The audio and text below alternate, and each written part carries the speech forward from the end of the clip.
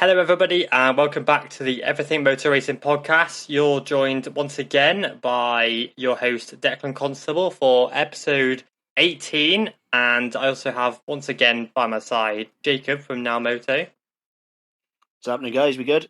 And we've got a special guest, as you probably can tell already from the title of the podcast. We've got Joel Kelso on the podcast, all the way from Spain, but from Australia originally. Hello, how's it going, everybody? It's a pleasure to have you on, Joel. Obviously, especially after your recent race win as well, you know.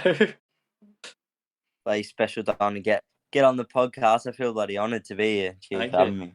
Appreciate it. Obviously, got a lot to talk about, you know, from obviously your humble beginnings to now, to obviously making your Moto3 World Championship debut quite recently, all the way up to obviously maybe what's happening in the future. If you can obviously discuss that, obviously if you can't, then that's fine. But you know, we've got a lot to talk about, and I'm quite excited for it because obviously I did an interview a little while ago with you, and obviously we discussed some things. So if people haven't read that, then they can learn a bit more about you. Sounds good, mate. Sounds good. Yeah, I watched some of your podcasts about that before, so I kind of have an idea what's going to go on. I'll try to keep it a little bit interesting, and I'll try to say as much as I can without getting in trouble. That's for sure. Appreciate that. Yeah, we don't want you getting in trouble with your manager. That's the last thing you want, or your team. That's it. I might be getting a call tomorrow morning. Yeah, God, what the hell? Yeah. But people who have listened to our Sean Dillon Kelly podcast, because obviously you're now only our second guest on the podcast, so. You're hopefully at the start of quite a long list of people, but the people who listen to our Sean Dillon Kelly podcast will know there's a question we ask every person who kind of appears on our podcast, obviously every guest, before we obviously crack into the good stuff. So our question, basically what we're doing is we're compiling a playlist, and so it's a playlist from obviously me and Jacob and Gary Lee and our guests as well. And so we're going to compile it out and then release it, and people can listen to what we're listening to and our guests are listening to. So my question is, what 5 songs are you currently listening to go in the EMR radio playlist? Okay. Well, I need to pull up Spotify for this, but I'll try to go off the top of my head. Yeah. Well, normally it's like songs I listen to before a race. Yeah. Because, well, I don't really listen to music other than that, except for when I'm training. Yeah. But I reckon there would be, there's a song called Russ, which I listen to just when I'm training, like his album. Okay. So I don't know, there's a few songs in there, let's say like Civil War from that. Civil War, okay. And then there's a Spanish song, Meteorosa. Okay. Right? Who's that by? What's it? Meteorosa or something like that. DeRosa. Okay. I don't know. I think it's by Mike Towers or Bad Bunny. I'm not sure. Okay. I'll have to check and let you know. Yeah. The other one would be Boss. By Day One. Okay. So that's 3. Gee whiz, you put me on the spot now. What is another one? I don't know what I listened to before the song. The song that goes. I don't know what it's called. Gee whiz, this is difficult, isn't it? Sing it for us. Once you're on the spot, it's surprising, isn't it? Yeah, I know. I normally just put Spanish songs on and then just listen to that. Yeah. Nice. A bit of reggaeton, you know. Yeah, exactly. I'm going to get it up on Spotify, so I don't absolutely just get everything wrong right now. Yeah. There's a new song, La Playa, from Mike Towers. Yeah, nice. I think I know that one. I think I've got that one on my playlist. Yeah, exactly. Yeah. And the other one is Riding by Day One. Day One. Okay, nice. We'll get those on the playlist. They're in the same playlist as obviously Sean Dillon Kelly's Eminem mix, so it'll be an interesting one. Don't give me hate on my music taste. No, it's decent. I was expecting, you mentioned obviously Spanish songs, I was expecting some Raul Alejandro, but you know. None of that at the Look moment. at Dex showing off knowing Spanish now. Too many years in Spain, I reckon. Yeah, there's so much at the moment. So much madness. Well, I'm going to have to listen to them because I got to be honest, I don't know any of those songs. Really? Oh, dude. Not one. That just- So I'm going to give them a bash. Just shows how bad my song choices are. Like, No, you're good. You live in Spain. You got an excuse. It's fine. It's fine. Obviously, Sean Kelly lives in America, so obviously it's going to be mad different. This is quite American, isn't it? just a bit different. Yeah. So obviously you're an Aussie living in Spain, but I believe you lived in Italy as well previously. Back when you were 16? Is that right? Yeah, that's it, mate. From 15, 16, lived in Italy for, a year and a half? Yeah, that's crazy. And then, moved to Spain. So, I mean, what's it like, obviously, as someone like 15, 16 moving from Australia to, somewhere like Italy, new language, new culture, new everything at 15 years old? What's that like? Well, to be honest with you, like, obviously I moved over by myself. Yeah. So, I mean, it wasn't really scary because, I mean, what could really go wrong? Like, worst case, I'd end up in a prison. But right, okay. other than that, I'm just going to get deported back to Australia. I mean, nothing worse could really happen. I mean, okay. kind of just have to just live the life and learn everything as a new thing, really. I love that. I love that. That is brilliant. I don't know. I couldn't really do much else, really. I just had to rock up on the plane, which what I did, and hopped out of the airport and started living my life in Italy. Met my team and continue from there. Oh mate, I'd be honestly shitting myself. Like I'd be shitting myself going to Spain and coming back here. Never mind moving to like the middle of Europe and not speaking the language. Like, oh my god. Yeah. Well, to be fair though, I got obviously when I was really young, I can't remember what age or I think I was like 11. I came to I probably was younger actually. I came to England, like as in to race motorbikes. Oh right. So like I think I got like a little bit of an experience then, when I was younger. Yeah. At least I came with my mum that time. Yeah. But yeah, I came there first, so had a little bit of experience of an airplane before doing the trip alone. But yeah, no, it wasn't the easiest journey, that's for sure. But no, it was a good one. So you mentioned I'd be freaking right out. I gotta be honest. Like my arse would just be pulsing. Like fair play to you. So what was it? Obviously, you mentioned you obviously came to England. What were you doing in England there? Like obviously racing in England, but which championship was it? Yeah, so I had like a little deal with Red Bull England at the time. Yeah. They organised a trip over for what was the championship? It was like the mini bike championship. It was like a 70cc. Josh Watley did it and stuff like that. Yeah. What was it called? Jacob, you might know. Yeah. Fab Racing. Yeah, is it Fab Racing? Yeah, Fab Racing. That's it. Fab That's Racing. It, nice. Yeah, so I just did 2 rounds on that.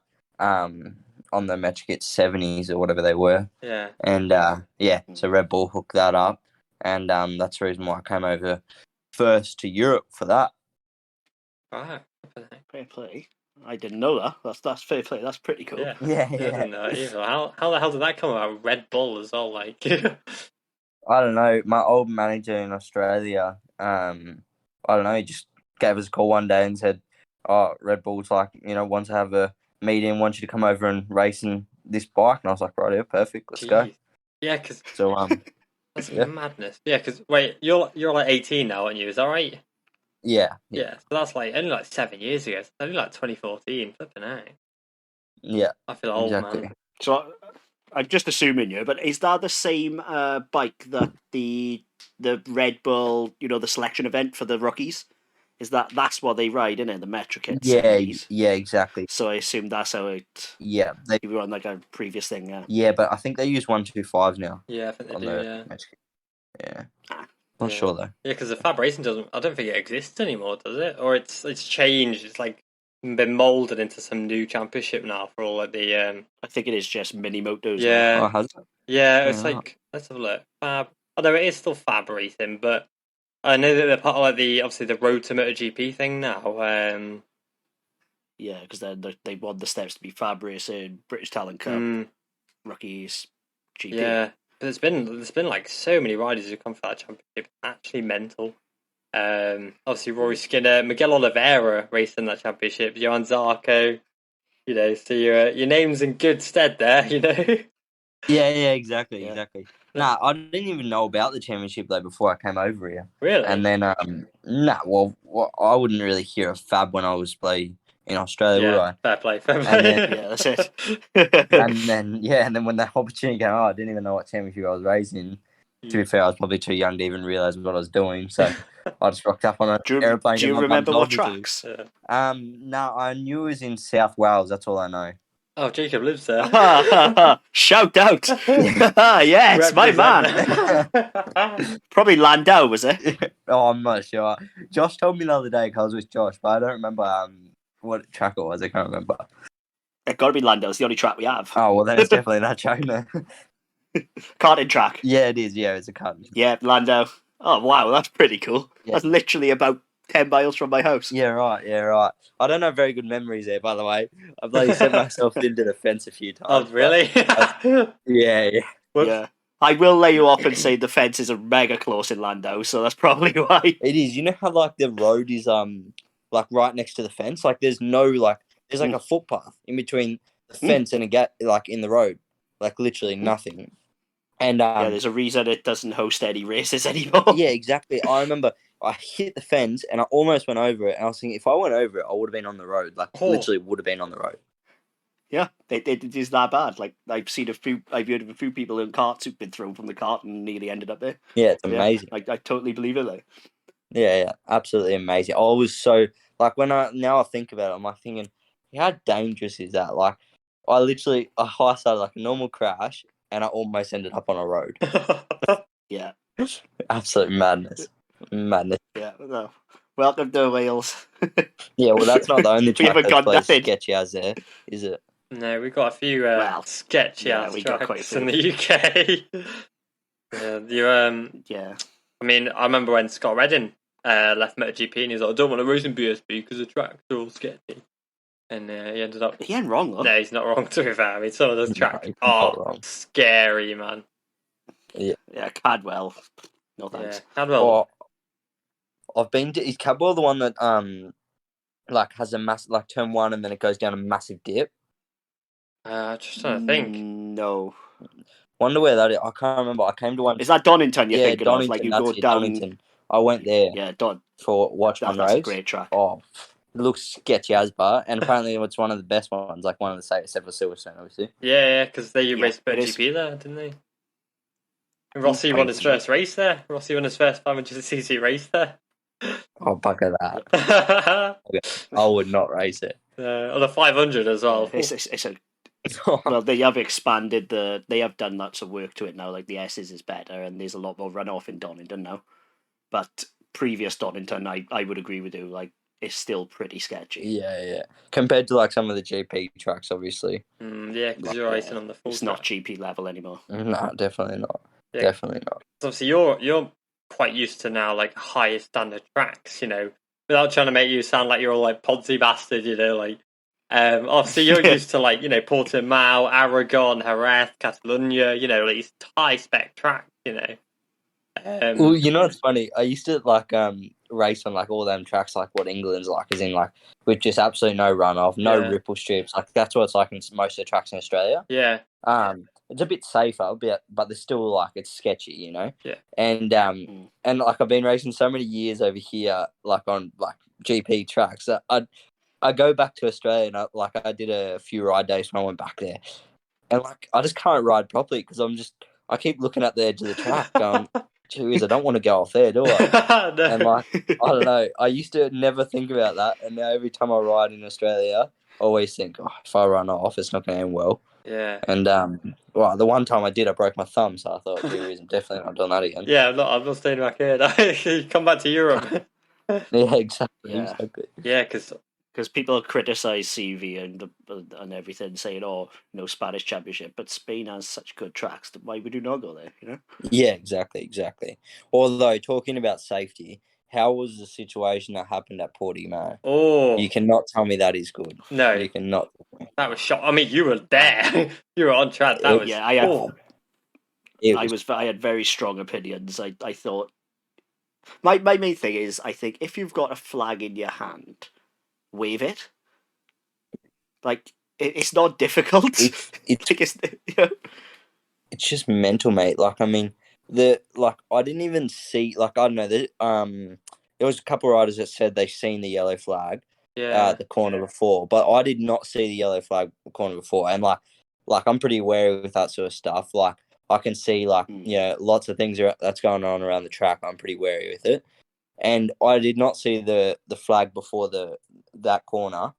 And then obviously so I was just coming around the corner and I came over the hill and just seeing like 4 people standing there just waving their hands, not even waving a flag. Yeah. And I was kind of thinking, what the hell is going on here? Then I seen as it went up a little bit more like a box, and I was like, oh, well, that's no good. Better move for that. Moved, and then I seen a person behind it, and I was thinking, no, that is not going to be good. No. So I sat up with my hand up. People kept going like full, and I thought, nah, I'd rather sit up, lose a few positions, and who cares? And I look back, and all I see is just people just like crashing. I was thinking, oh, this is not ended well at all.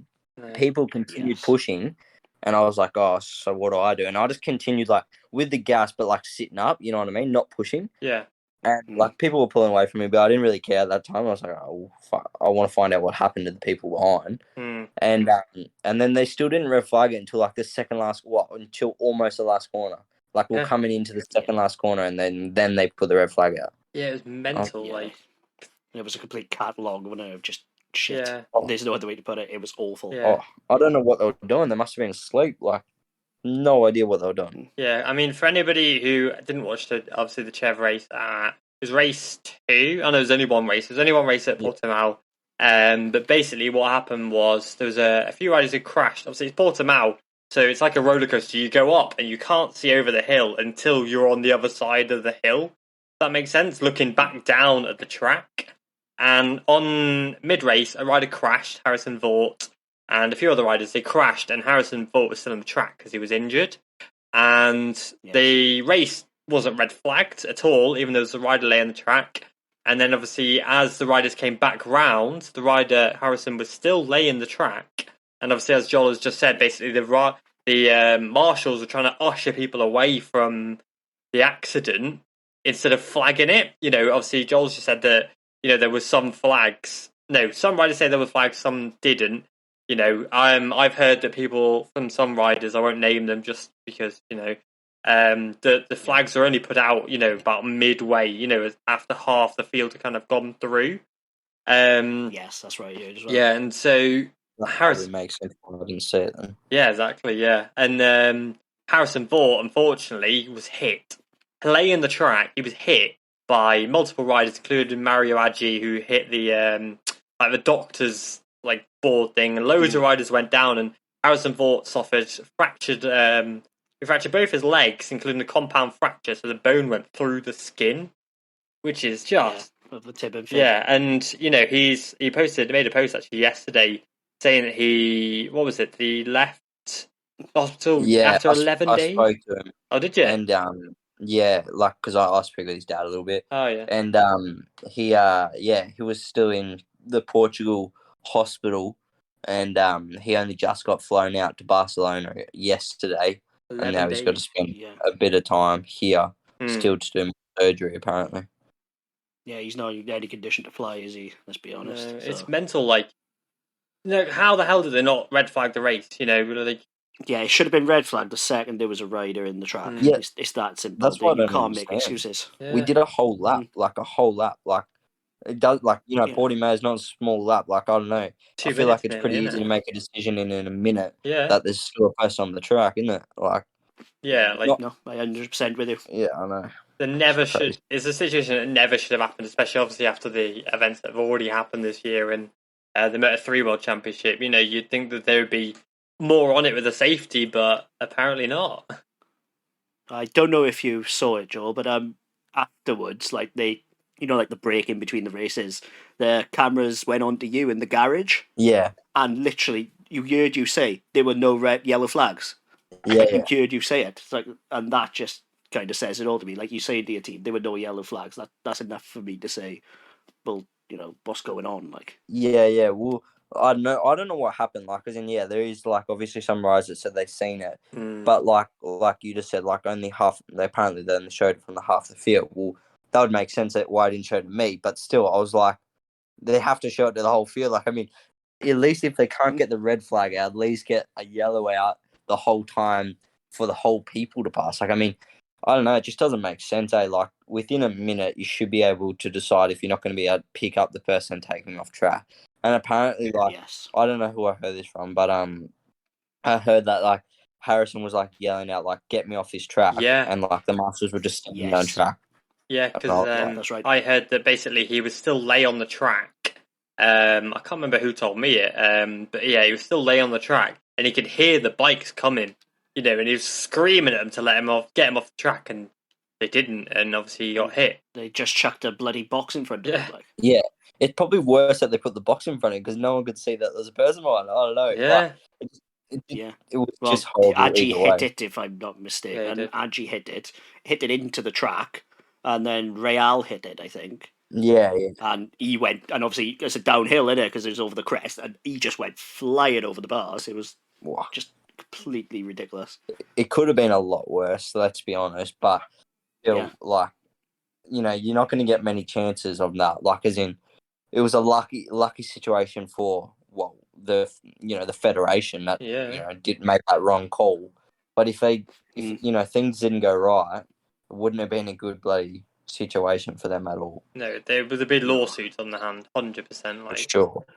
Yeah. Sure. Yeah, just men standing on the crest waving their arms is just. What's even worse, that you wouldn't even see that in club level. You know what I mean? Let alone a junior world championship. Like, it's just exactly. And like the other thing is, like, the people standing on the track, like, that still wasn't safe. Like, what happens if one person crashed coming up that hill? Yeah. Like, when people are bugging, aren't they? Yeah. Like, someone could easily have just shut the brakes on, seeing someone wave their arms because instinct. That's what you do. And they could have just easily gone down, and then bang, if you've hit a marshal, that's going to hurt them. It's just, it's not worth thinking about. Exactly. So, no, it wasn't a good situation. I hope Harrison gets better soon. I don't know how long he's going to be since he gets out, but hopefully he can be back soon. Yeah. Yeah, we won't see him till next season, bare minimum. You reckon? No, I'm no sportsman. Like, I wasn't thing, but I've had a similar injury myself. I raced motocross. Yeah. And I was in plastic cast for nearly 40 weeks. Yeah, right. Yeah. So, yeah, I don't think we'll see him this side of next year, honestly. Yeah, right. Mad. But I want to move on to something a bit more positive. Obviously, you started your racing career way back in Australia. What was it that made you kind of start racing and want to start racing exactly? Yeah, so pretty much how it all started is obviously my mum and dad, like, they did car racing and stuff like that, not really motorbike racing. Yeah. And then my sister, though, when she was young, obviously got into motorbike. She's like 2 years older than me or 3 years older than me. All right. And she got into it, and obviously I grew up. I was born and seeing that she was riding, and I wanted to do it. Then obviously seeing her do it, and we both did it until 10, 11. My sister was 13, I think, at the time, and she had a crash actually in front of me and broke her wrist, and she didn't want to race anymore. So she quit, and that's where my love of racing started, which was on flat track, like motocross flat track, whatever. Yeah, like most Aussies start there, don't they? Obviously, it's Casey Stoner example, and yeah, exactly. Like I started off like riding obviously the 50s and the 65s. And when I was the reason why I really kicked off, because obviously we didn't really have the money to start and continue. We had the money obviously to buy my first bike and stuff like that, the cheap stuff. Yeah. And then when I was riding 50s, I did the first Aussie titles on the 50cc, and I won obviously my first ever race, and I only was like 5 years old or something like that at that time. And nice. And Husqvarna picked me up at that stage. No way, at 5 years old. Yeah, well, I think I was 5 or 6 when Husqvarna picked me up. Bloody hell. Maybe 6. Nice. And they sponsored me throughout my whole flat track career, with everything, like a full factory ride. So yeah, it was. I mean, it was a pretty amazing. To be honest, when I was in flat track, I had pretty much everything factory. You know, I mean, at 6 years old, I was rocking up to the track with at one stage we had a truck at the truck, like, you know, just for a flat tracker meeting. You know, so it was full on, and we'll win Australian titles left, right, and centre. And yeah, I mean, we didn't lose the whole time, so I guess that was the goal. But I mean, how could you lose really if you had a factory support behind you? But yeah, I mean, the Australian scene's like crazy, mate. Like for flat track, like people go all out on their bikes. I get full factory support from all different manufacturers and stuff like that. Like people are proper into it. Like the road racing scene in Australia is not that big, but the flat track scene is pretty big. Is it? That surprises me, actually. Yeah, it's just because, I don't know, I guess it's because obviously so much cheaper. Yeah, I guess so, yeah. And like, I don't know, there's not, I don't know, because I guess in Australia we can make heaps of flat tracks pretty cheap. But like to make a road bike track obviously isn't the cheapest thing ever. You know, exactly. I think I'd say it's the Aussie attitude as well of keep it pinned. Exactly. You know, but most Aussies do better with more power, don't they? Like as a general rule. Yeah, exactly. And this all comes from the flat track. Yeah, exactly. So, yeah, and anyways, that's the reason why I got into, you know, racing, and then I went from flat track to obviously road racing in Australia, which wasn't a big scene. I got into road racing. Why did I get in? Oh yeah, that's right. So you know how Husqvarna obviously got brought out by KTM. Yeah.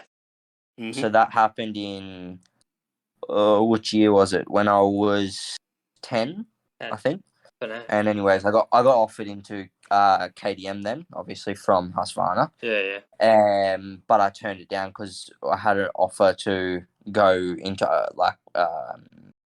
riding like road bikes, which Husqvarna brought me the first bike as a present to say, okay, thank you for all these years, and sorry, we have to let you go. So they brought me a Metric Kit 70 to get started with, and anyways, I took it to the track for the first day, and then broke the lap record on the first day. So we got kind of from there just got into it. Like, oh shit, and, okay, I'm actually decent at this. Like, yeah, and then and then obviously Husqvarna stopped supporting, and then we had another person come in. Probably I've spoke about him before. Jake Skate, you've probably seen him on Instagram as well before. Yeah, I've seen his name everywhere.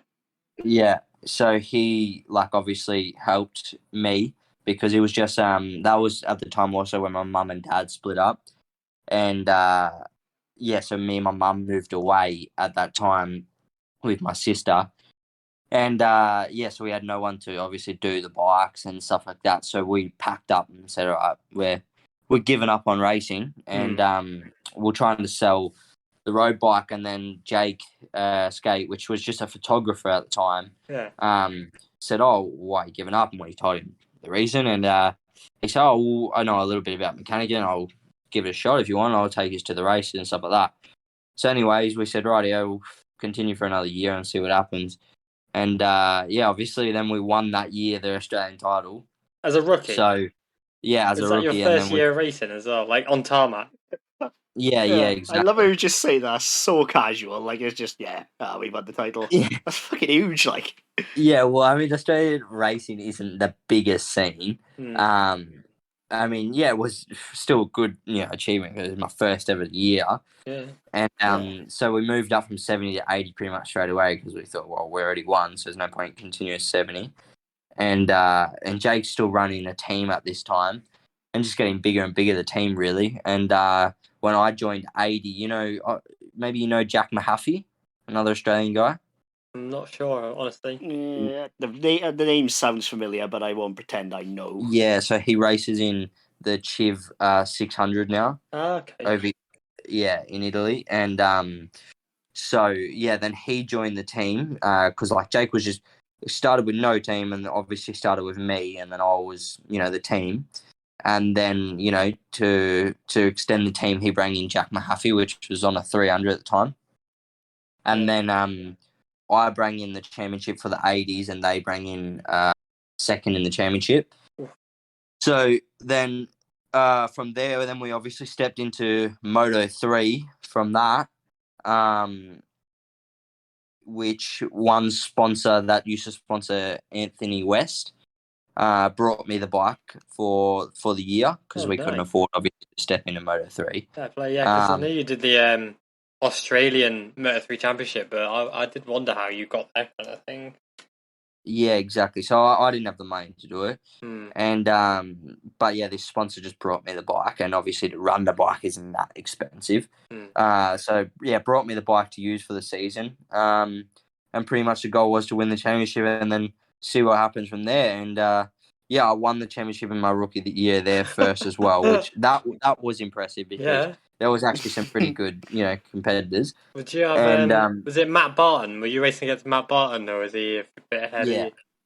Yeah, that was against like Matt Barton and a few other riders. Nice. Like Ted Collins, stuff like that. Yeah. Like, it was a few people anyways in there, and when we won that, we didn't really know what to do from there, and I kind of just like set it out there because I kind of always, seen it as the golden opportunity to go to Europe. Yeah. And I kind of said to Jake, we should just make a team go to Europe.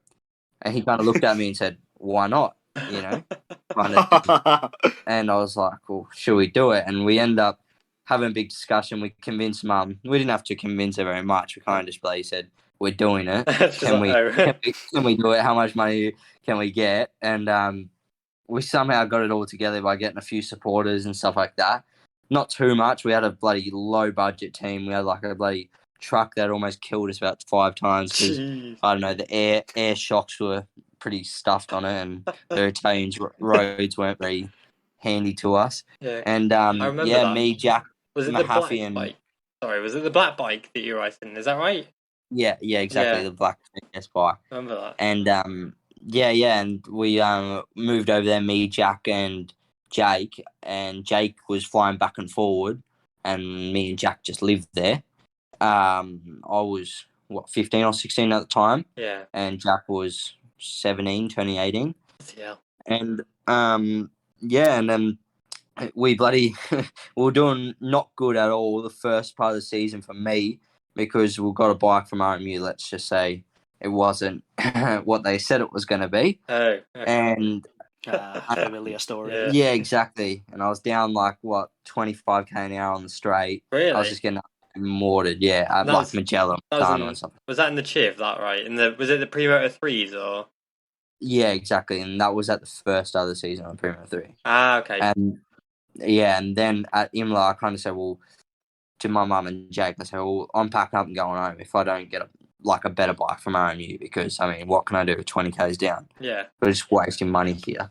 And then RMU said, all right, we'll support you and we'll give you another bike. We had to give the other one back half or something like that. I don't know. Worked out. We had to give the bike back, and then we got another one though, which was a newer model, which was more even. And the moment they gave that to me, obviously Imola went to a waste. We had to do a ride through, start from pit lane. Sorry, because when you get a new bike, you have to I don't know, start from pit lane. Really? Some stupid rule.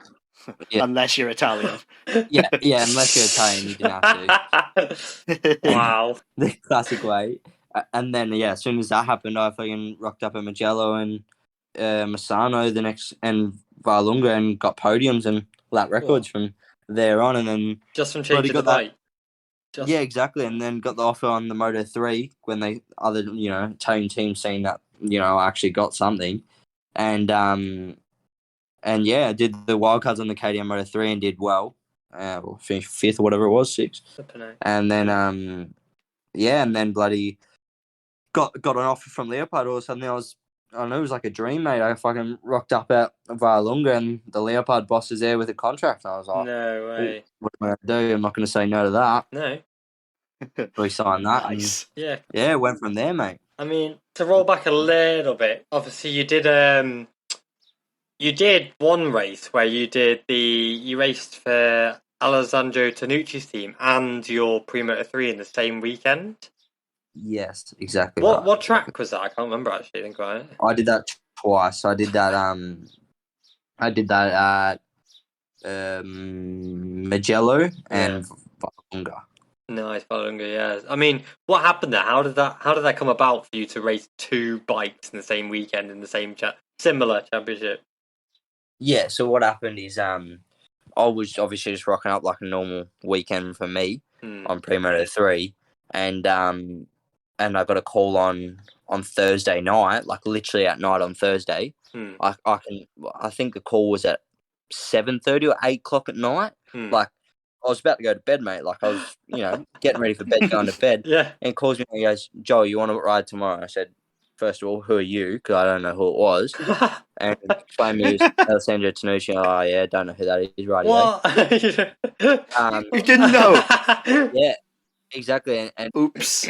Yeah, I didn't know exactly, and Jeez. I was like, "Oh shit, radio, here we go." And and I stayed up on the phone all night, bloody to my mum, trying to sort out a contract overnight. We couldn't do it, so he just let me go out in FP1, and after FP1 did the contract, but it was just full on, mate, like because all the sessions were back to back. So what we were doing is I'd exit 8:00 in the morning on Pre-Moto3, and you'd get a 25-minute session or whatever. And then I'd go straight from there, stop in pit lane, and then jump straight on the bike and go out for the Moto3 session. You know what I mean? Nice. And, oh, mate, I was fat. I was out of shape. Like, I was not training. At that time, I was not training. And I was absolutely knackered, mate. And, anyways, I finished the first day, and I thought, how am I going to finish the rest of the weekend like this? Like, I was going fast on both bikes, and everybody was happy, but my body wasn't, mate. Like, I mean, I can show you photos. I literally didn't do anything, no training, maybe like 1 or 2 runs a week. God. Only because like Jake made me. He's like, "Oh, just get out and go for a run." I was like, "Right, yeah." So, and didn't watch my diet at all. I'd be on Macca's every couple of days. No way. Yeah, I wasn't taking anything serious. Because I mean, I was, but I didn't know the proper way of taking it serious. You know what I mean? Like for me, it was just like, live the life, ride motorbikes. What else do I got to do? And not realize everything else made it different. Yeah, exactly. Yeah, because I was still 16 at this time, and and anyway, so I was. It went well the whole rest of the weekend. Just kept going back to back, back to back. And then I did a 59 at Magello, which is pretty good on a Moto3, like as in they do 57s or whatever in World Championship. Yeah, but to be 2 seconds off on your first ever ride on a Moto3. Yeah, on like an outdated bike as well. Obviously. Yeah, exactly. 2017 bike.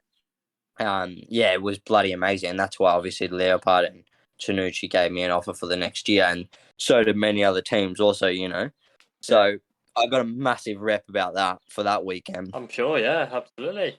Yeah, exactly. 100%. And then I got an offer, obviously, for Valunga on both bikes again. And, I did it, but let's just say it didn't go that well because it was wet the whole weekend.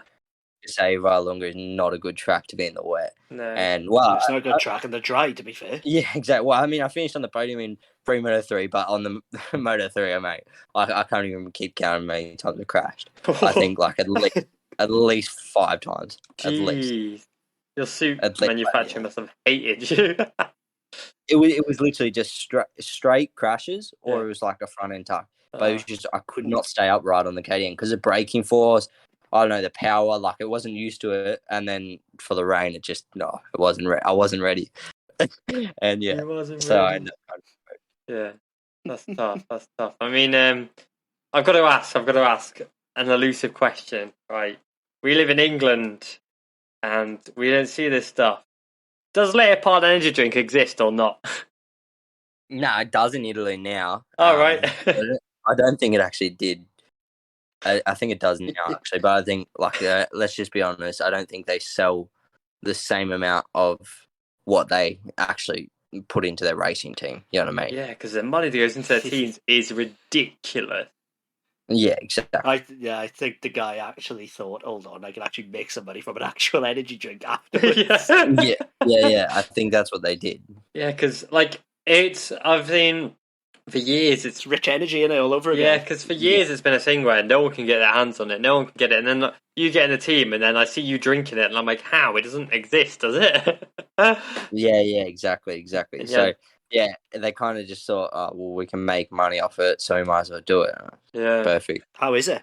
It's actually good as like it's like I don't know, it's not energy. That's the thing. It's like just full of like fruits and like all like good nutrients and stuff like that. That natural energy Yeah, drink kind of thing. yeah, but there's no energy. Like there's no energy in it. No caffeine, nothing like that. Oh right, okay, that's quite cool. Yeah, we don't get them in the UK, sadly. It's like that.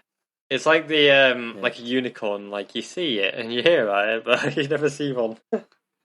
Yeah, we don't get jack shit in the UK. Yeah. No, it's Terrible. not in Spain either. It's just in Italy. Oh right, okay. Like, and only in certain parts of Italy as well. It's not in all places in Italy. That's weird, like- man. That's one of those that's like where it's manufactured, it's sold or something. Yeah, exactly. So it's in like Rimini and stuff like that. Yeah, because the Leopard like put bank into racing. Yeah, they got the World Championship team. They got obviously the CEV team. They got cycle racing, car racing. It's like, how the hell are you affording that? Oh yeah, exactly. Nah, I mean I can't get too much into it, No. but yeah, I mean the guy like that obviously is owner of Leopard is just owns multiple other businesses, and loves racing. Oh, Is riding the stuff like that, and so is his daughter and stuff like that. yeah, fair. I mean, I've got an interesting question as well because obviously you did the CEV, with the Leopard in the Moto3 class, but then you did the European Talent Cup in the CEV. What was that about? How come you were like going between? Obviously, I know the different championships, but why were you going from a Moto3 to a pre-Moto3 in the European Championship? Because so pretty much I was in the management of Leopard, Mm. like for 10 years, and anyways, what happened? I was obviously racing the Italian Championship like planned, but they had another rider, Alfano. Oh yeah. That raced in the Leopard class there, and they didn't want him anymore. So they said, well, they don't want to take the bike. Well, they already have the bike there, and they're like, oh, do you want to race it just for fun? And I was like, yeah, right, why not? So I pretty much just took the bike for fun, really. Decent. And, yeah, so pretty much it was just a free fun ride.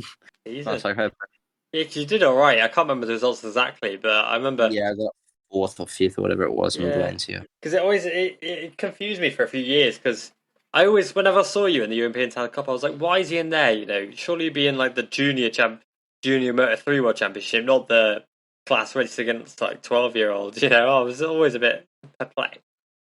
Yeah, exactly. I always find that a bit weird. Yeah, exactly. So yeah, I just did it because it was there. Just done it for banter, basically. Yeah, it was just for a ride. I love that. A ride on Sunday, really. Yeah. I mean, you could justify it maybe by saying, "Oh, bike fitness." Yeah, exactly. Bike fitness. Yeah, exactly. Yeah, because and then obviously, how did your offer from AGR come about? Because obviously you did the Leopard, and then you moved from Leopard and from Tanucci's team over into the AGR team. You obviously have links with the Moto2 teams, and obviously World Championship, Export Championship, and things like that. How did that come about exactly? So pretty much at that time, I was still with the Leopard management, right? Yeah. Like with when I was joining AGR, I was still with the Leopard management. Yeah. Just not with the team. So they were just a major sponsor of me, Leopard, pretty much. And yeah, anyways, they were willing to put in, the funds for it, and AGR was pretty much going to run me as a rider, but Leopard was really running the team. Yeah. On my side of the team, you know what I mean? Kind of like what Autola is doing with Aspar and MTA, I think. Yeah, they've got like a link in there, yeah. Exactly. Because he is an Aspar rider, and he's kind of like on loan kind of thing. Yeah, exactly. So that's what happened, really, because we couldn't come to an agreement with their Leopard junior team because, well, for X, Y, X, it's just not a very, I don't know. Yeah. I can't get into it, but the guy's just not, all there. Anyways, and no offense, I'm sure he wouldn't mind you saying that, to be honest. He doesn't strike me as from the stories I've heard of Leopard management, I don't think you're far off there. So, yeah, exactly. So, I mean, yeah, anyways, and yeah, so I joined AGR, And at first, it was just, it was going good, but the problem was I had to adapt to the KDM. And the first 2 rounds were a write-off. I arrived bloody jet lagged as hell. Like, I arrived on Wednesday to the race at night, and I was still in this time zone of Australia. Oh, So I was I was awake all night and then trying to go to sleep when riding. So the first day I couldn't even ride. no I literally way. just packed up and went home. I went back to the hotel and went to sleep. Gee. And then the next day I was still tired, but it was all right. I could ride at least. And so anyway, so the first 2 race weekends were a write-off. And then from there we started doing well. And then the season played how it did. Obviously not good results. I think like top 10s, whatever. Yeah. But nothing major. And then AGR wanted me again. But obviously I showed my potential, and so did a few other teams. And then AGR put me the best offer though finally.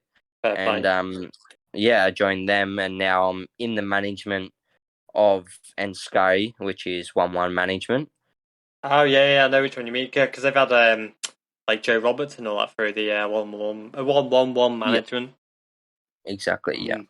Yeah. So I'm with him at the moment, which is with AGR obviously. Yeah.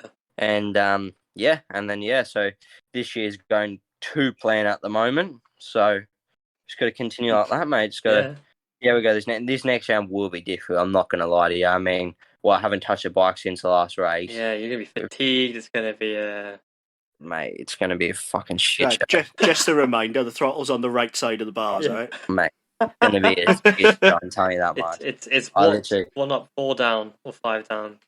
Mate, I can't even remember. I can't even think about that right now.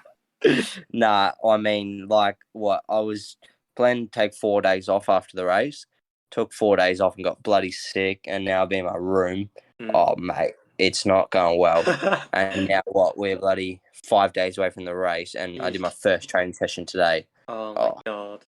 It is not going well. I'm hoping I'm just going to be able to pull out a miracle somehow.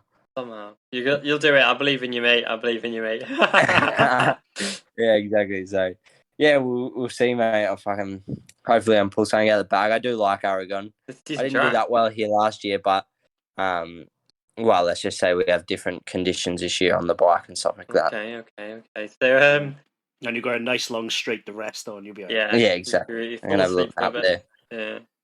Exactly. So earlier this year, your name has become a bit more well known because you did.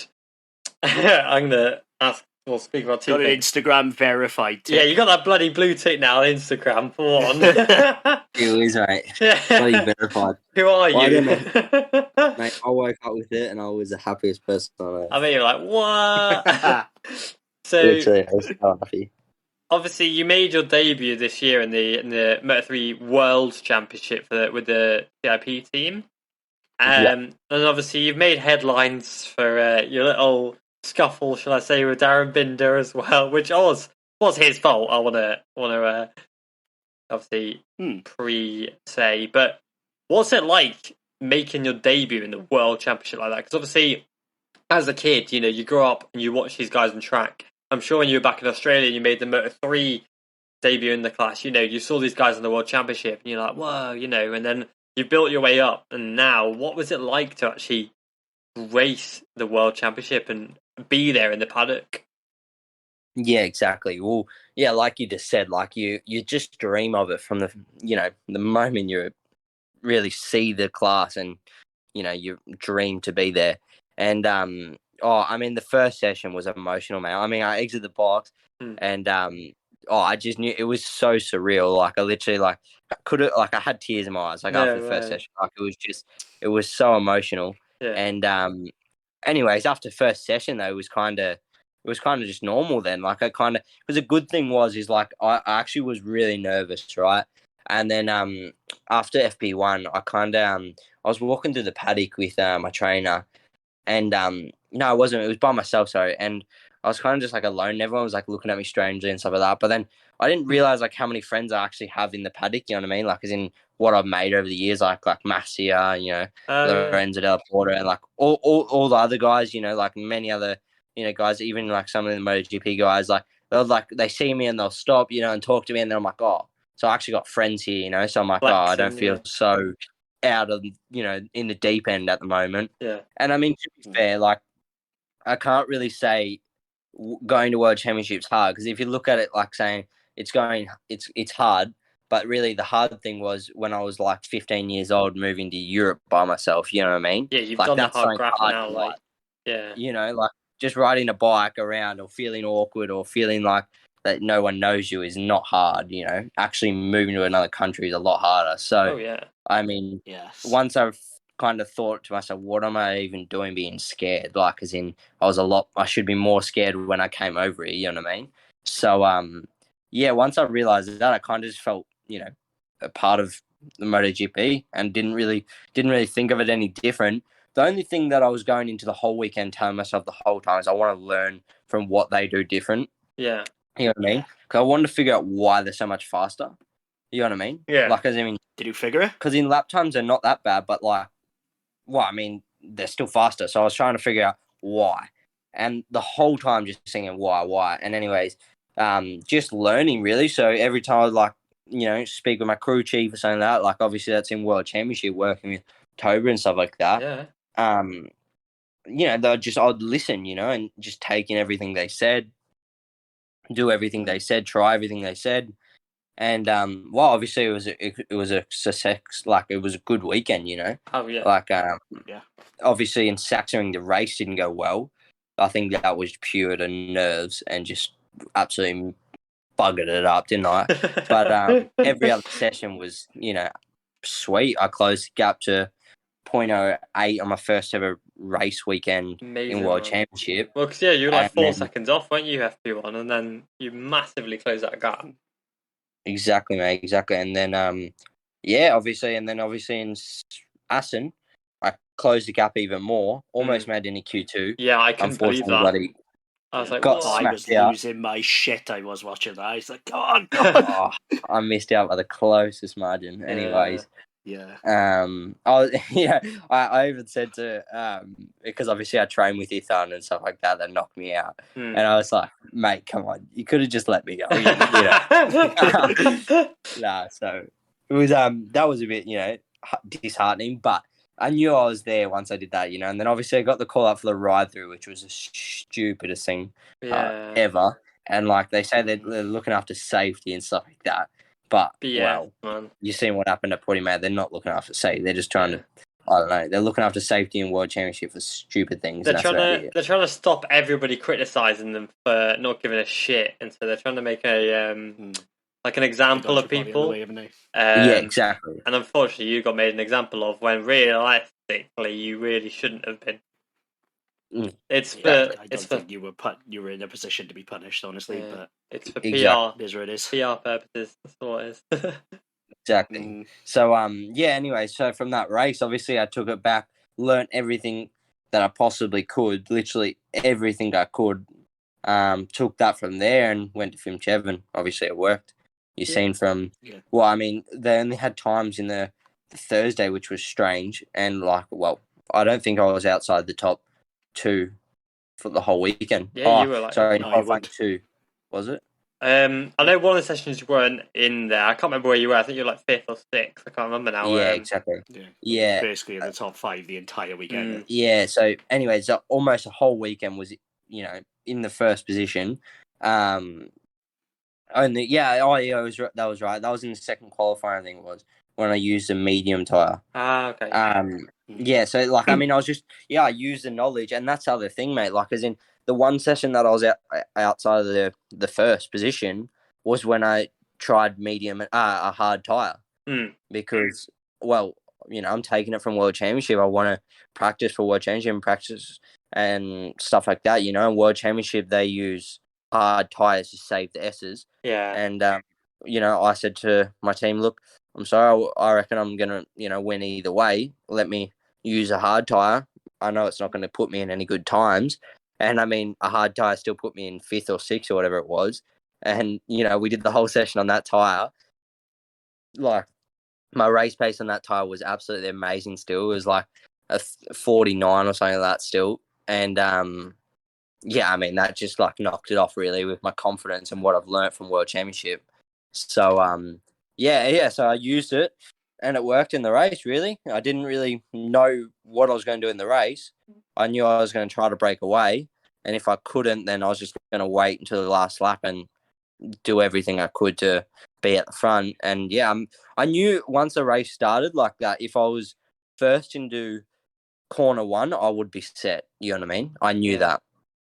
Yeah. So when I had that opportunity with 2 laps to go, that I was in P1 into turn one, I was like, okay, I'm not going to get this opportunity again. I know I've got the speed. Show it, you know. Yeah. And that lap I did a 48.6 or 48.7, which was I think the second fastest lap of the race, or fast lap of the race maybe. And yeah, and then obviously that gapped the group, and I even gapped Torgado and stuff like that a bit. They obviously caught it up on the slipstream. Yeah. And then when I had the moment on the last lap, but yeah, you could just see the pace was another level at that time, you know. Yeah, it was so high. Yeah, like exactly. So it was crazy because obviously Holgado's bike is rapid. You know, like anyone you can ask, because I think he's on the 2019 bike. Because obviously you can't ride the current bikes, and obviously you're riding the 2018 or 2019 bike is a step up. Apparently, it's one of the worst there is. Funny enough, but to be fair, I don't know. I think he has 2021 Aero though, because gas. No, only Alonso has a 2022 bike. He doesn't have 2021. He has 2022. Like as in he's testing all new parts. Holgado's still got the 2019 bike. Which, you know, is... But the thing is, he's got the 2019 bike, but he's still got all the new parts. You know what I mean? Like, they can still put all the new parts of Alonso's, like, as in all the fast parts. It doesn't affect anything or whatever fits in the regulations, you know what I mean? Yeah. It's quite heavily restricted. Obviously, Alonso gets to use the 2022 because he's too young to race in the World Championship next year, so it makes sense. Yeah. But, exactly. Yeah, it's crazy. I mean, obviously, you obviously clearly gained a lot of experience from the World Championship because you literally, first lap, I remember the World Championship at Assen, you were just outside the points in 16th place. Obviously, then you had to do the ride through.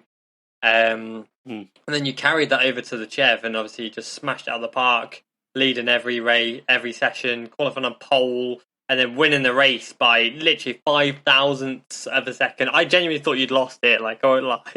Yeah. The camera angle made it look like Holgado had passed it. Oh, really? I was mad, mate. I was mad. I was like, no! I had my head in my hands. I was like, no. But then it said you won. I was like, yeah, I mean... Yeah. What was the feeling like? You know, when you crossed the line, you actually realised, no, I've won the race. How did that feel? Well, I was obviously burst in tears. I obviously couldn't hold it in because I've been waiting for this moment, really. Like, as in, you know, from the start of when I started with AGR, it's been a hard project, and to finally arrive, because I knew I had the speed the whole time with AGR. I just had to get the right luck and the right weekend, you know. Yeah. And for it to finally happen, obviously, I just burst into tears, and it was just an amazing feeling, you know. I kind of tried to pull it back together as much as I could before I got back to Park Ferme. I was thinking, I don't want to be crying on camera. But yeah, it was bloody amazing, mate. It was the most special thing that's happened so far. A step for going to World Championship, obviously. But yeah, I mean, it was amazing, mate. And it, you know, I just got to do it again, really. Now it's made me want to do it more and more. So, I mean, unfortunately, I didn't get to work hard for it this next race. But we're still going to try to chuck it on the top step. And then after that, go back and work even harder. Work for what I missed for these last 2 weeks. Yeah. But, no, exactly. So it was just emotional and amazing, mate. So what was the better feeling, for crossing that line or making your championship debut? If you had to pick one. No, it would be the championship debut, for sure. Yeah, for sure. I thought that might be the case. For sure. Because, I mean, winning a race, I've won many, you know, in my life. But, you know, something special is entering the World Championship. Say that you're riddled with, in the championship of the best riders in the world. Yeah, like, you're literal, like, you're obviously you're on the timesheets, you know, with the best riders in the world, you know. Pedro Acosta's name's everywhere, and you're on the timesheets with Pedro Acosta, you know. Yeah, exactly. So Just race him in the World Championship. yeah, it is definitely World Championship for sure. I mean, Good answer. are they much faster? You know, like obviously, say we'll do an example of say Pedro Acosta, just because he's absolutely killing it this year. When obviously you raced him against him last year, and then obviously you raced him at Assen and Sachsenring this year in the World Championship. Is there any difference? You know, and obviously you raced Guevara and Artigas. Are they any different in the World Championship, or like how are you describe? The difference is what with Acosta example. I don't think he has anything special in the practice sessions. Yeah, but somehow this kid knows how to race. Like he's just, I don't know, he's another level. When he passed me in the race, like before, as I was entering the ride through, he was going up the inside of me. Jeez. I just knew he could arrive to the front. I just knew it because like it's just like he has something different in the race. I don't know what it is. I don't know what he can find in the race. But like towards the other people, I'm not really sure. Like I mean, example, like I train with like Massa and like Lorenzo and stuff like that. Like I haven't. I don't know. They're nothing special. Obviously, they're fast, and obviously they've got something. But like I don't know, I wouldn't put myself out as too much different to them. Obviously, they have more experience than me, because they've got more years on me. And yeah, maybe I'll hit a block, and that's where the difference was made. But at this stage where I am with the experience I've got, I don't feel like I'm too far off what they are. And yeah, I mean, I hope to be mixing with them bloody soon. I mean, yeah, I mean that's a goal. Anyways, I wouldn't. I don't know. The Fim Chev is competitive, man. I mean, well, example, well at Portugal, I couldn't really figure out over the whole weekend what was going on, mate. But I mean, did you see? Obviously, I only did a 48.0 was my best time. Well, like obviously my ideal lap time was a 47.7, I think it was. Okay. Which in World Championship the pole was 47.4, Jeez. and the second was a 47.6, and then the third was like a 47.9 or something like that. Yeah. Or 8. Yeah. You know? That's right. So it would have put me third in World Championship the times I was doing in Fim Chev on an older ridiculous. bike. So I was trying to figure out the whole weekend what was going on. I even watched back the race a few times thinking, was the conditions not good or something, you know? Yeah. But I mean, it was windy all weekend also for us. So I don't really know. I'm a bit confused there but then saying that, I mean, I was 6/10 clear than everybody else in most times. I think there was 4/10, sorry, in ones in the qualifying. But in other sessions, I was like 5/6/10. I think that was in free practice 2 or free practice 1, if I'm correct. And yeah, and then obviously with my ideal, like I was just out of the park, but like still like everybody else wasn't far off it. You know what I mean? Like in the qualifying, I think only 2/10 was off me. So it's like I don't know. I was so close to the World Championship times, and everybody else was so close to me. So it shows that obviously the Fim Chev is not so much different to World Championship, in my opinion. Obviously a bit, but nothing crazy out of the park different. I think the only major difference is racecraft. Like everybody there has probably better racecraft than the Junior World Championship simply through experience. Well, yes, but the other difference actually is the major difference which you've seen over the race weekend at Portugal from me is you've seen from free practice 1, my first session, I did a 49, you know, which was some of people's best lap time after the whole weekend. So that right there was the difference. In World Championship, their free practice 1 would have been a 48. You know what I mean? Right. Like they're outrageous. So free practice 1 and free practice 2 is like they've been there all weekend. It's amazing. Like the first session for me when I was in World Championship, they passed me like I was like an ant, like literally like I was an amateur. I thought, what is going on? Like this is bad. Yeah. You know, and after more sessions, I closed the gap. But the first few sessions, it was amazing, mate. Like how big the gap was, like the difference, you know. Like they could literally ride around the outside of me if they wanted to. You know what I mean? It was another level. So I think that's the biggest thing.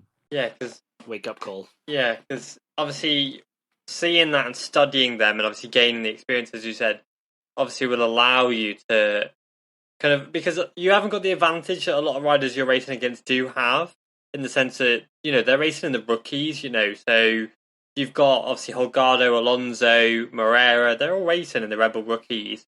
So they kind of understand one another a bit more, they understand the paddock a little bit more. They've got that little edge on you, if you know what I mean.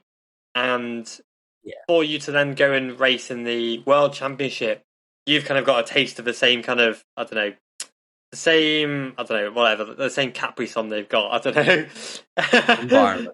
environment. Yeah, other drinks are available. I was just going to say, but you are of all the drinks, Capri Sun. I don't know, but you're getting the same taste as what they're getting, and so you come suddenly. It's kind of something clicked in your head, and suddenly bang, that extra 5% you needed. Suddenly bang, it's like it becomes, muscle memory. You know exactly how to do it without even thinking, if that makes sense. Yeah, exactly right, mate, exactly. And you're right on about that. Like, as in, you just, once you get in their environment and you understand the situation, it helps so much taking it back to the FIMCHEV, you know what I mean? Yeah, exactly. Because I honestly would argue until the cows come home that the FIMCHEV's level is higher than the World Championship, and because the amount of riders that just jump straight into the World Championship and are fast is ridiculous. But the World Championship has the edge because, like you said, the riders will go in and give 100% in FP1, whereas, say, the FIMCHEV, the riders won't be as fast as what they will be in qualifying on FP1, whereas you find that the qualifying times are fairly similar to FP1 in the World Championship.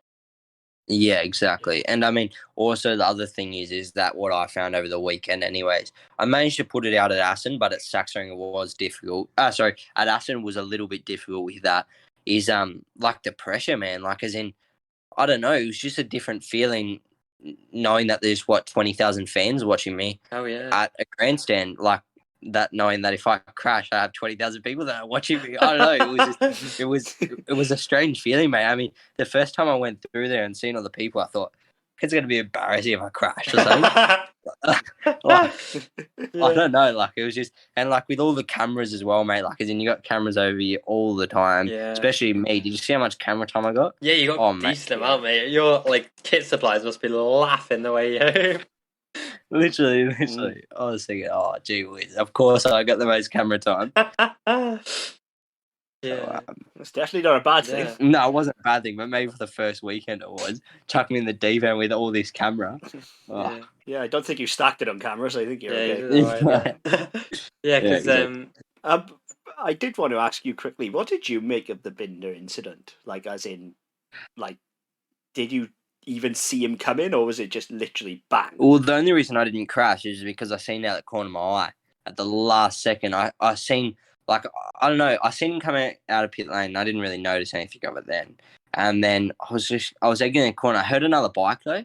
I thought, oh, whatever. And then, like, I was still in lean angle, and then, like, I seen just a reflection in the corner of my eye, like, real quickly, and I just, like, chucked the bike up real quickly. I don't know if you see in the camera, but, like, I quickly, like, pushed the bike up and put my body into it.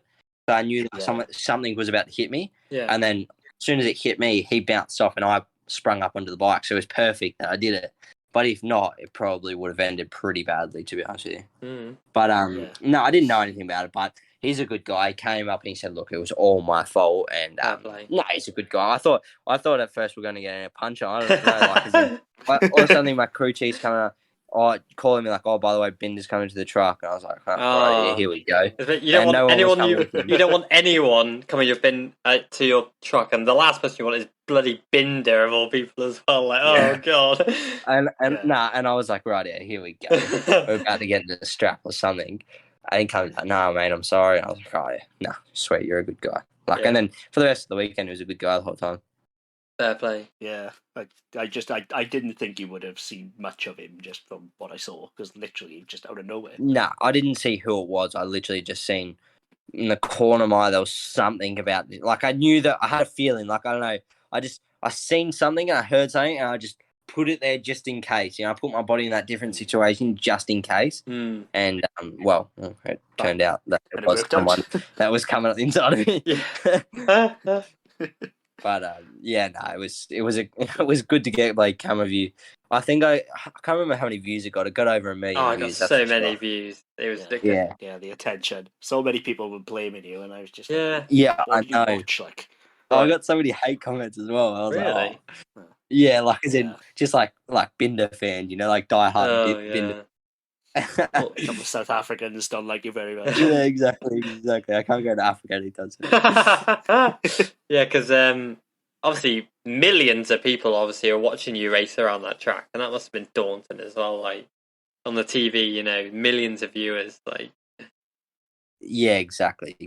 Yeah, so that was a bit of added pressure to it. yeah, But all in all, it was a freaking amazing experience, mate. can imagine. I mean, do you think we'll see you again any point this year as a wild card or practice? Like as a replacement rider, or do you not know? Well, look, I'm not going to say no.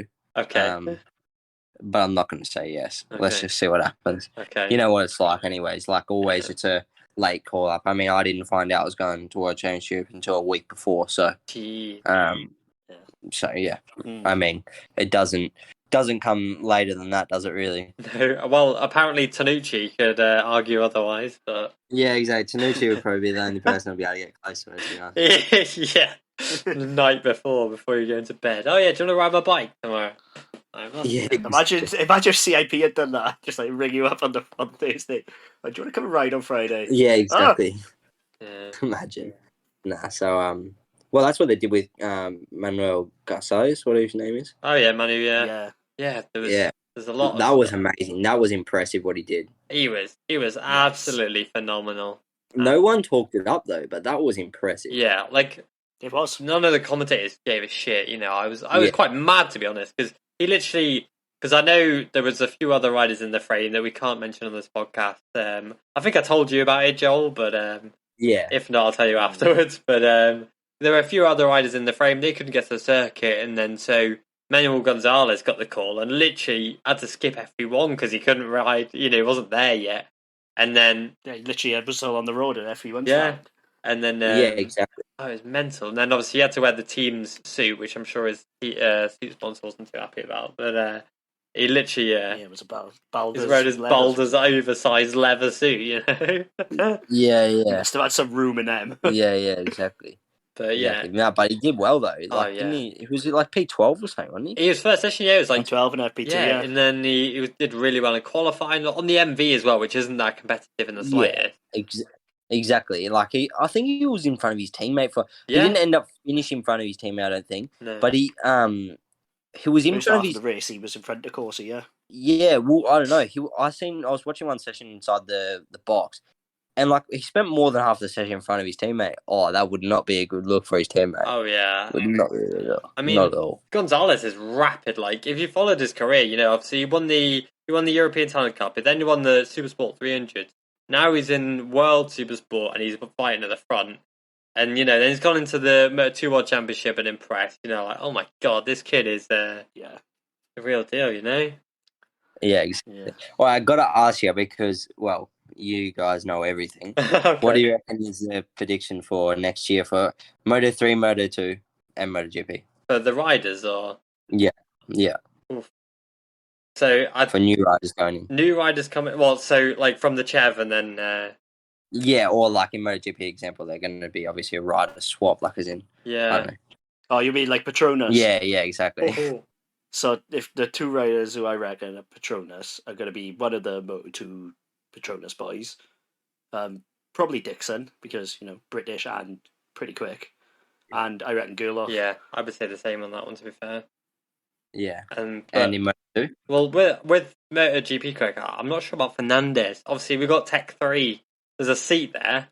Petronas have confirmed that both riders will be changed for 2022. So read that how you will with Franco Morbidelli, But I think Fernandez will stay in Moto2. That's just my 2 cents on it. No, I'm with you on this point. Yeah. But in Moto2, I'm not sure. I think obviously we'll see probably Acosta move up.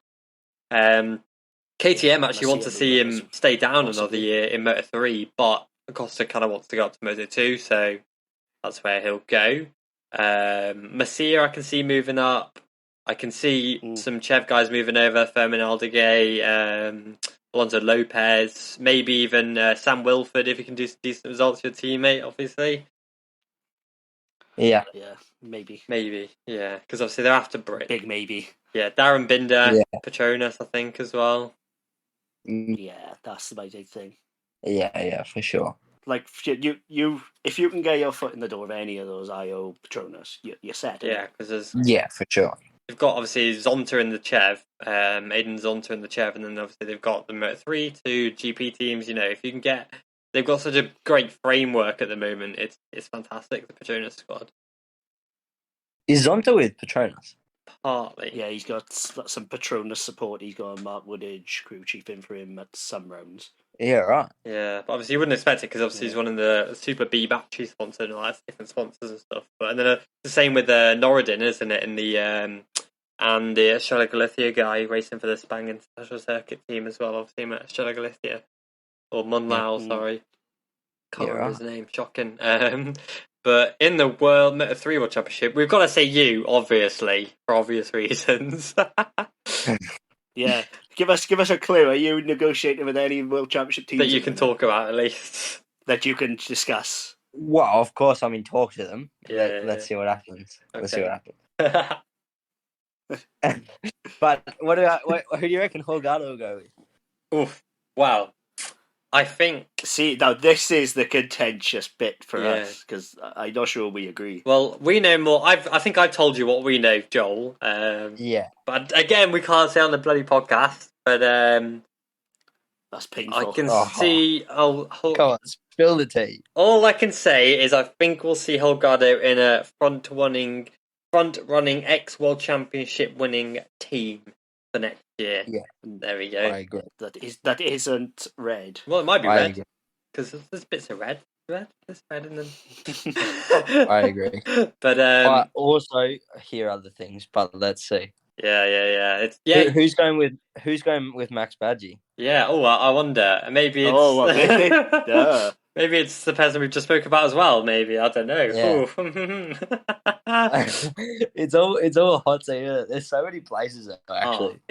We could easily see like 10 riders move up. Mad. I think. Oh yeah. And they all, every single rider in the top 8 of the CEV top 10 would deserve it as well. That's the level's so high. Hey, and Joel Kelso, you're I think you're 11th in the championship. 11th. Joel deserves it. Our top 11. You count as a top 10. You're a racing you know what I meant. Yeah. I can't believe I'm 11th in the championship after only 2 finishes or whatever. It's mad, isn't it? It's madness. Yeah. But yeah, I think we can see Mario Aggi is almost certain to move up. Yeah, with the Honda team, but that's what done me is like Matsuyama got the wild cards, but Aggi is the more superior rider. But I think because he's already got a contract signed. Yeah, and I think because Aggi's testing next year's bike, I think he won't be allowed to test. I don't know if I should be saying this, but I'll say it. But yes, he's testing the 2024 Honda. So there might be a rule in place that says he can't wildcard because of that. Yeah, right. But that'd be interesting. I don't know if I should be allowed to say that or if I should be saying that, but screw it. Whatever. Yeah, right. I didn't know that. Well, there you go. You know but I think we can see obviously Diogo Moreira moving up as well.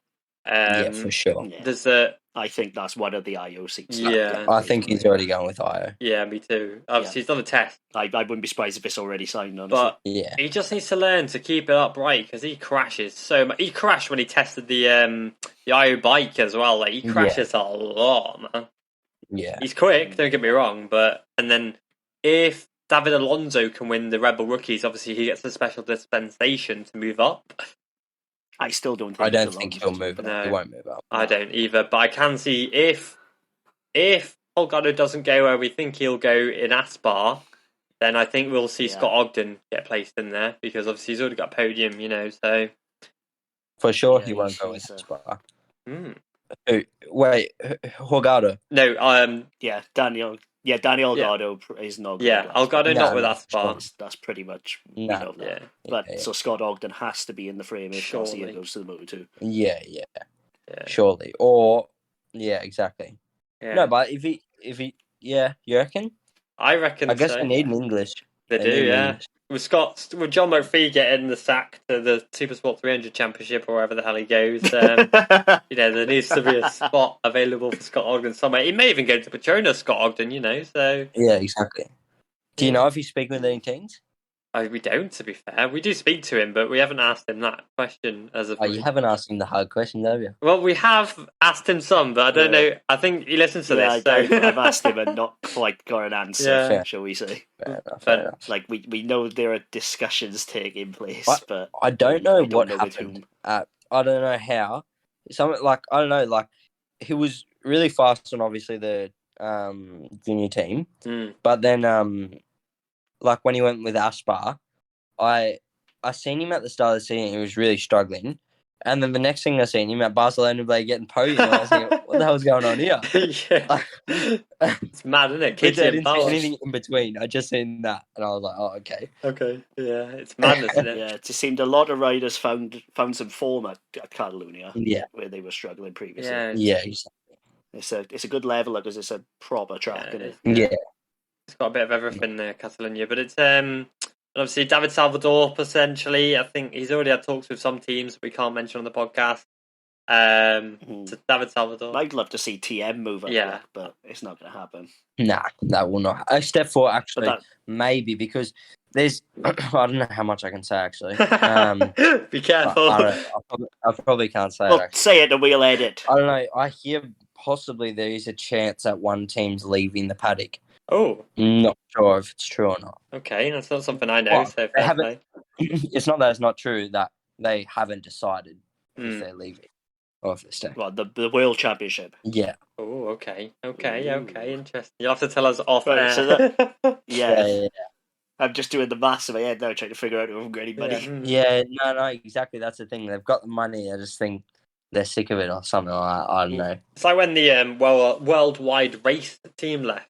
That was quite a shock because they had Minho and Macia. They were a solid team. Best of capital. Yeah. That was a shock when they left. I was like, what? I still don't know. I know the owner, but I don't know why he left. He never explained it to me. Right. It's very strange because it was a decent team, and they had the framework all the way down to the.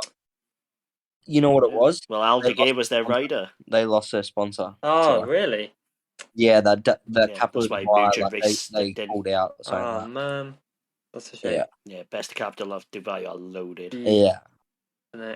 Yeah, they had the EDC because Aldeguer was their EDC rider. Yeah, what happened? Why did he end up going 600 and then? Well, obviously it worked out for him. But...